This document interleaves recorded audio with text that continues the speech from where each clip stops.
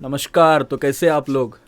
इस वीडियो में हम जानेंगे कि आपका जो टाइम टेबल आया है 10वीं का उसका क्या है, पूरा शेड्यूल क्या है। अगर किस किस बच्चों को पता नहीं है तो वो सब बता देंगे। उसकी पीडीएफ लिंक भी आपको डिस्क्रिप्शन में मिल जाएगी।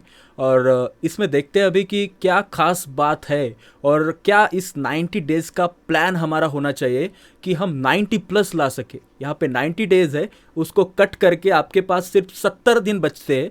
इस 70 दिन का अपना स्ट्रैटेजी क्या होना चाहिए इस 10वीं के एग्ज़ाम के लिए, ये सब डिस्कस करेंगे इस वीडियो में। चलिए शुरू करते हैं। तो पहले तो आपको मैं टाइम टेबल का दिखा देता हूँ, पूरा शेड्यूल कैसा है उस पर चर्चा करेंगे। उसके बाद स्ट्रैटेजी के ऊपर चर्चा करेंगे, ठीक है। तो यहाँ पे मैं आपके सामने फाइल अभी ओपन कर रहा हूँ। ओके, सो स्टूडेंट्स आप यहाँ पे देख सकते हैं कि महाराष्ट्र एसएससी का एग्ज़ाम 2022 का इसका टाइम टेबल आ चुका है। और इसमें सेकेंडरी हाई सेकेंडरी आपको पता ही होता है, ठीक है। तो देखते हैं डायरेक्टली शेड्यूल कैसा बना है, शेड्यूल कब से होगी हमारी एग्ज़ाम और क्या स्लॉट रहेंगे, टाइम क्या होगा एग्ज़ाम का, और किस तरह हमको तैयार होना है या फिर किस किस किस बातों का आपको इसमें ध्यान रखना होगा। क्योंकि कोविड का सिचुएशन अपने पास है, ओमाइक्रॉन नाम का वायरस, इसके केसेस महाराष्ट्र में अभी बढ़ ही रहे हैं दिन ब दिन। सो देखते हैं क्या होगा। तो आपको पता है टाइम टेबल रिलीज़ किया इन्होंने जनवरी में। एक्चुअली बता रहे कि हम जनवरी में टाइम टेबल रिलीज़ करेंगे, लेकिन डिक्लेयर तो उन्होंने अभी कर दिया, ठीक है। और इसमें क्लास 10 एग्ज़ाम्स देखेंगे कि मार्च में बताया उन्होंने होने वाली है। और टाइम टेबल यहाँ से आप आपका डाउनलोड कर सकते हैं, वेबसाइट भी दी है, ठीक है। तो एग्ज़ाम डेट देख लेते हैं, फर्स्ट हाफ में क्या क्या होगा और सेकंड हाफ में क्या होगा। तो एग्ज़ाम होगी सुबह 10:30 बजे, ओके, जो कि फर्स्ट हाफ होगा। जैसे प्रीलिम्स का होता है वैसे ही इसका है। तो यहाँ पे देखिए कि मार्च 2 ये पहली तारीख है, इस पे पहला एग्ज़ाम आपका पहला पेपर होना है। मतलब आपकी जो भी मातृभाषा है, मराठी, हिंदी, उर्दू, गुजराती, कन्नड़, तमिल, तेलुगु, मलयालम, सिंधी, बंगाली या पंजाबी, जो भी आपकी लैंग्वेज है उस लैंग्वेज में पेपर होगा, जो कि मार्च 2 को होगा। और सेकेंड हाफ में यहाँ पे जर्मन और फ्रेंच आपको तो होगा ही नहीं, और 2 से 3 बजे के बीच में पेपर है। तो आपको इसको टेंशन लेने की ज़रूरत नहीं, आपको सिर्फ फर्स्ट हाफ देखना है।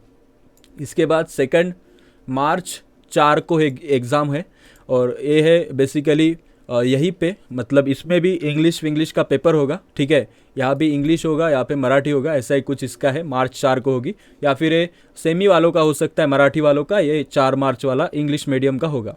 उसके बाद मेन पेपर्स पे आते हैं। अभी 7 तारीख को एक पेपर यहाँ पे बताया गया है, जिसमें multi assistant technicians and some technology related एक पेपर होगा, जिसमें अगर आपको इसमें से कोई भी सब्जेक्ट दिया है तो आप इसमें से चूज़ कर सकते हैं, और इसको स्कूल की जिम्मेदारी होगी कि इसमें से कौन सा टॉपिक स्टूडेंट्स को देना है। उसके बाद मार्च 9 को पेपर है 220, और यहाँ पे देख सकते हैं कि आपका हिंदी का पेपर इस दिन होगा मार्च 9 को। उसके बाद 11 मार्च को यहाँ पे इंग्लिश का पेपर है, इंग्लिश विंग्लिश होगा। फर्स्ट लैंग्वेज, थर्ड लैंग्वेज किसी की हो सकती है, लेकिन फर्स्ट लैंग्वेज बहुत स्टूडेंट्स की है।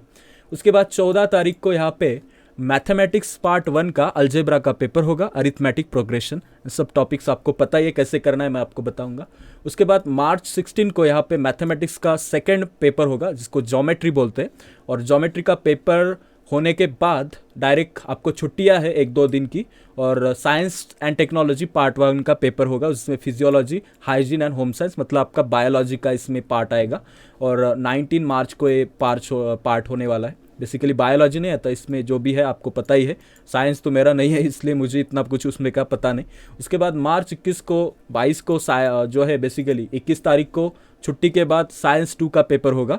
और ये पेपर होने के बाद आपका सोशल स्टडीज़ का, जो कि मेरा सब्जेक्ट है, मेरे बच्चे इसमें बहुत अच्छा स्कोर लाएंगे इस बार, और जो कि सेमी इंग्लिश और मराठी के हैं। और इंग्लिश वालों के लिए जल्दी स्पेशल क्लास आएगी मेरे, आपको बता सकता हूँ मैं, ठीक है। सुयोग के 10 आप कोड यूज़ कर सकते, ज्वाइन कर सकते। मार्च 24 को होगा सोशल साइंस का पेपर, और ज्योग्राफी का पेपर अलग से रखा है इन्होंने 4 दिन बाद। आपको छोड़ना नहीं है उनको, पेपर के शेड्यूल में इतना बिजी रखा है स्टूडेंट को कि वो चैन की सांस नहीं ले सकता, ठीक है। एक्चुअली छुट्टियाँ होती है बीच में, जैसे कि ये 9 को है, 11 को होगा, लेकिन 10 तारीख को सो नहीं पाता ना, ठीक है। उसका क्या करे, 11 को पेपर है, 14 को मैथमेटिक्स का पेपर है, कैसे सोएगा वो बच्चा, ठीक है। तो चैन की नींद आनी नहीं है, पढ़ाई ही करनी है, ठीक है। और 28 तारीख तक को आप छोड़ेंगे नहीं, पूरा महीना इन्होंने लिया है मार्च का, और गर्मियों के दिन होते हैं आपको तो पता ही है। और इस टाइम पे आपको मैनेजमेंट जो है बेसिकली टाइम मैनेजमेंट एग्जाम में करना होगा, उसके ऊपर हम फोकस करेंगे। अभी देखते हैं कुछ ऐसी बातें जो हम डिस्कस करने वाले थे। और 30 तारीख की और एक पेपर है, देखिए अभी भी एक पेपर है जो आपको इसमें से कोई लैंग्वेज है तो उसमें से एक इस पे होगा। हाउ टू डाउनलोड एंड इसकी का भी हमको ज़रूरत नहीं, ठीक है। हम देखते हैं अभी कि स्ट्रैटेजी क्या होनी चाहिए, कोई जगह दी है इन्होंने लिखने की, ठीक है, हाँ यहाँ पे है। तो देखते स्ट्रैटेजी 90 डेज, यहाँ पे देख लीजिए। माहौल पूरा गर्म है, ठीक है, तवा गर्म है, जिसको हम बोलते हैं हथौड़ा भी गर्म है। आपको सिर्फ इसको जो है हथौड़ा उठा के पूरा इस 90 डेज़ का सही उपयोग करना है, ठीक है। ये 90 डेज़ आपके लाइफ में काफ़ी इम्पॉर्टेंट होंगे। और यहाँ पे देखिए कि अब तक पढ़ाई नहीं की है तो अब पढ़ाना शुरू कर दीजिए। अभी भी हो सकता है, मैं आपको बताता हूँ, अभी भी हो सकता है, तो अभी भी कर सकता है बेटा, ठीक है। यहाँ पे इसको डिवाइड कर, इस 70 दिन ही काउंट करेंगे हम, ठीक है। 70 दिन रखते हैं क्योंकि कुछ दिन को हॉलीडेज़ में कंसिडर किया है हमने, लेकिन अगर आप हॉलीडेज़ को भी पढ़ते हो तो आप 90 डेज़ रखिए आपका टारगेट। तो इधर एक गोष्ट आपको लक्ष्य आपको मतलब आपको याद रखनी है, ठीक है। मराठी आ जाता है कभी कभी बीच में, इधर उधर निकल जाता हूँ, ठीक है। तो यहाँ पे देखिए इसमें जो मेन सब्जेक्ट्स है उनके लिए कुछ दिन आपको रखने हैं। मीडियम जो कि आपको जाते हैं उनके लिए कुछ दिन रखिए, और जो हार्ड जाते हैं, सॉरी जो एकदम इजी जाते हैं, ठीक है, easy, this is hard and medium, इसमें 3 कैटेगरीज में सब्जेक्ट्स को डिवाइड करना है। और यहाँ पे एक स्ट्रैटेजी बनानी है जो कि आपको बनानी है। सब कुछ आपको बता दूंगा तो क्या होगा, तो मेरी स्ट्रैटेजी मैं बता सकता हूँ। मैं जब 10th में था, इस लास्ट 90 डेज़ में मैं बहुत स्ट्रेस में था, क्योंकि हमारे टाइम पे एग्ज़ाम जो थी ना वो डू और डाई सिचुएशंस होती थी। जैसे कि हमारे यहाँ पे ऐसा नहीं होता था कि 90% ही लाओ, लेकिन एक होता था कि एटलीस्ट पास तो हो जाए, ऐसा होता था। लेकिन उस टाइम पे हम जो थे काफ़ी अच्छी बैच थी हमारी, ठीक है। सो सभी 90 वाले ही थे, तो लेकिन मुझे भी लगता था अंदर से कि मेरे भी इतने परसेंटेज आने चाहिए, जो कि आए भी थे। लेकिन यहाँ पे एक आपको याद रखना है कि इस टाइम पे मैं समझ सकता हूँ कि आप कैसे फील कर रहे होंगे, लेकिन एक बात याद रखिए, खुद पे विश्वास रखिए, आप बिल्कुल कर सकते हैं, ठीक है।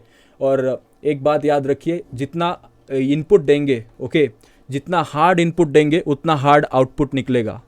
ये मेरी बात याद रखना, ठीक है। जितना हार्ड जाओगे उतना रिजल्ट भी बहुत अच्छा आएगा। सो इसमें एक बात याद रखिए कि जो मेन सब्जेक्ट्स है हार्ड जाते हैं उनको अभी टाइम दीजिए, टाइम है अभी। और इसमें से 15 दिन भी इसको दिए तो कोई प्रॉब्लम नहीं, क्योंकि हार्ड है ना। सो उसके क्वेश्चन सीट्स, उसके क्वीज़, उसके क्वेश्चन प्रैक्टिस कीजिए। मॉडल आंसर पेपर्स जो होते वो उसकी किताब टारगेट या नवनीत की आप ले सकते। उसके बाद मीडियम सब्जेक्ट्स को आप अभी पढ़ने के लिए कुछ दिन दीजिए, जैसे कि 10 दिन इसको दे दिए। और इजी सब्जेक्ट्स को आपको सिर्फ 8 दिन देने। इसमें से आपने कितने दिन जा रहे हैं, 25 हो गए, और 25 और 8 इसको जो ऐड करेंगे तो आपको पता है कितना होता है। तो इसके पूरे 33 दिन आपके जो इसमें जा रहे हैं, मतलब एक पूरा महीना आपका जा रहा है जो कि रिवीजन में जाएगा सभी सब्जेक्ट को पढ़ने में। उसके बाद के जो दिन हैं, जो 2 महीने, इसमें आपको जस्ट प्रैक्टिस करना है, पेपर्स ऐसे प्रैक्टिस करना है। ये सब जो होते हैं, जो स्कोरिंग टॉपिक्स होते, इनको बहुत ज़्यादा आपको ध्यान में रखना है, क्योंकि ये हाथ में मार्क्स होते। अगर इनको छोड़ दिया तो आपका स्कोर नहीं बढ़ेगा। इसको ध्यान में रखते हुए आपको एक काम करना है कि जो भी एस्से एंड ऑल ये जो फालतू की चीज़ें होती है इनको कर लेना होता है। एक बार इसको रिसाइट ही कर लीजिए, बहुत अच्छा है कैसे, और उसका मैटर वगैरह लिख देने का बहुत अच्छी हैंड राइटिंग में। हैंड राइटिंग के लिए बताता हूँ, रोज़ एक पेज लिखना है, एक इंग्लिश में और एक मराठी में। सो इसकी स्ट्रैटेजी मैंने आपको बता दी, आप काम पे लग जाओ, ठीक है। मेरा काम पढ़ाने का है, आप आ सकते हो मेरे स्पेशल क्लास में, सुयोग के 10, this is my code, okay. और यूट्यूब के लिए SKMH लाइव, ये कोड यूज़ करके आपको अगर सोशल स्टडीज़ में कोई प्रॉब्लम हो तो अनअकैडमी पे मेरे क्लास आप देख सकते हैं। थैंक यू बच्चों, मिलते हैं अगली वीडियो में, बाय बाय।